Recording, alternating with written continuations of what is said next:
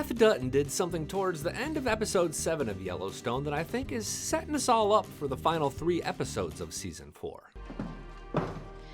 Need a drink? Can we just zoom in there on that pour? Oh wow, so it's gonna be that kind of finish, eh? Okay, oh boy. All right, we're ready. I mean, there's a lot to celebrate from this extended episode, including scenes with Carter, Teeter, Lloyd, Walker, Jamie. Actually, the Jamie celebration came at the expense of Jamie. Give a thumbs up and let me know how you felt at the very end of this episode when John and the governor did him so dirty. I dang near punched a hole in my ceiling, fist pumping, but we'll get there. This is your 3-second warning to hop on out if you haven't watched episode 7, because spoilers are certainly coming. All right, we gotta start right here. I just jacked off a horse. Hey, it's Billy Dukes, and on the Dutton Rules podcast, actor Jefferson White, who plays Jimmy, is gonna go deep on this scene and his new podcast. Links to find it are in the description section. But here's a clip. I'm proud to say, Billy, that was a one-take shot. We did that exactly one time. So many things could have gone wrong. I'm glad it was just one take, Jimmy. Yeah, so many things could have gone wrong. We got it in one. That's a scene that I barely remember. I was so focused on getting it right. You know, there's a lot of variables in a scene like that. And what you're trying to do as an actor, and, you know, in any situation, anytime you're working with animals, the health of the animal is your first priority. So I was really focused on keeping that horse taken care of in every sense. And beyond that, I really don't remember what happened. This is all part of Jimmy's transformation to a real cowboy, and it appears to be going really well. He's got himself a new hat, a new uniform with a new girlfriend maybe. The vet is named Emily, and she's dark-haired like Mia, the girl that Jimmy looks to be giving up on, maybe. Little does he know that Mia left the Yellowstone ranch, possibly to find Jimmy. That happened a week ago, so you can prepare for that drama. Are you Team Mia or Team Emily? Maybe too soon. Where the hell are you going? Fuck this place. I'm gonna get to the satisfying conclusion to Teeter's banishment next, but first a reminder to tap subscribe and give a thumbs up if you're loving the analysis and episode recaps, and as always, join the conversation with a comment or an email at staff@tasteofcountry.com. The overwhelming majority of comments about last week's video were centered on Teeter and John Dutton's new rule about no women in the bunkhouse. Y'all pointed out that as a branded woman, Teeter should not be fired. I didn't love seeing Teeter, hat literally in her hand, asking for her job back. That was pretty good acting by Jen Landon here, though. I think anytime someone shows another side of a character effectively, especially when it's just a role player, that's impressive. It turns out that Rip forgot to tell John. When the hell did that happen? The night that we took care of that thing in the forest for you. So they all wear it? Yes, sir. It just slipped your mind to fucking mention it to me? So, good news. Teeter got her job back after the Walker vs. Lloyd fight got her fired. Strange news, Laramie gets to stay too. I don't get that, but whatever. I loved how this all worked out from top to toe, except for the show's trickery around Lloyd and his purchase at the pawn shop. This scene was meant to trick us. Listen to this tense music. You buying or selling?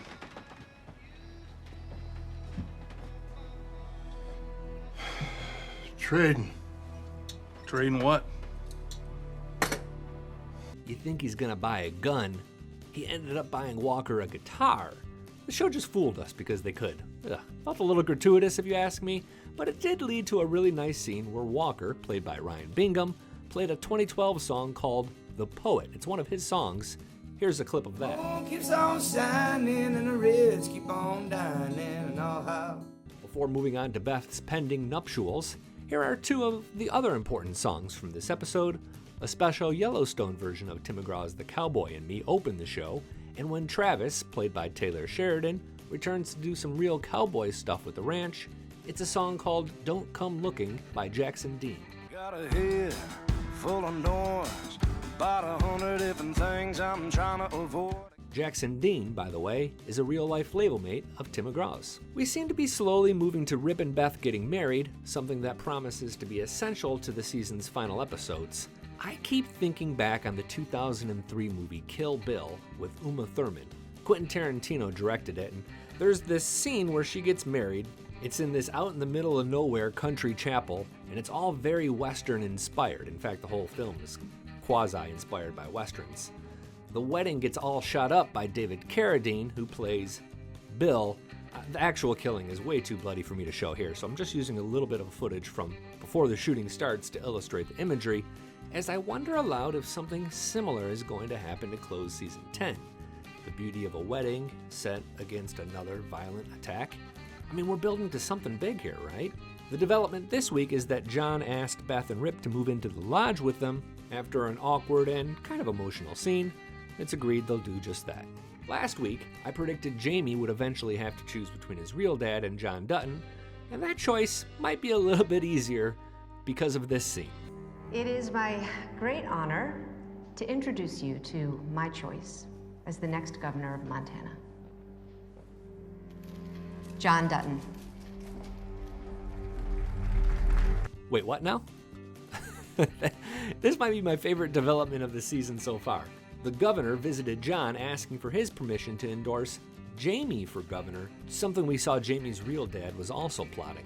She is going to run for Senate. John tells her, hell no. And she jokes that she'd endorse him instead if she thought that he'd actually run. He shocks everyone by saying, I'll take that endorsement.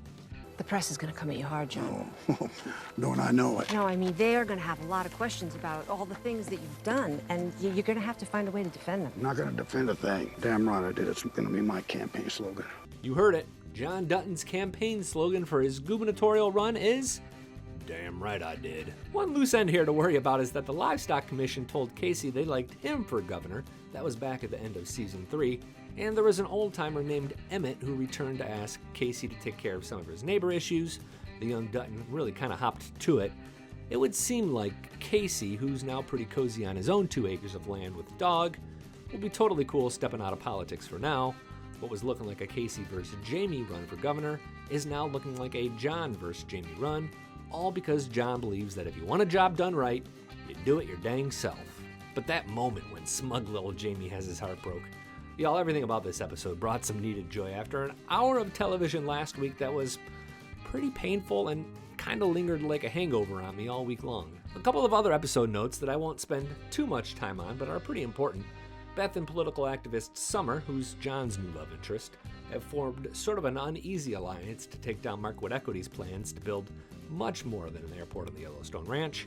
And Monica's jealousy from a week ago proved to be spot on. I dropped last week's video in the link in the upper right-hand corner if you want to refresh on that, but Avery professes her love to Kayce, saying it was love at first sight. Can't be love. God wouldn't let you love something you can't love you back. Where this is going? No idea. Certain elements of season 4 have sort of felt like spaghetti at the wall.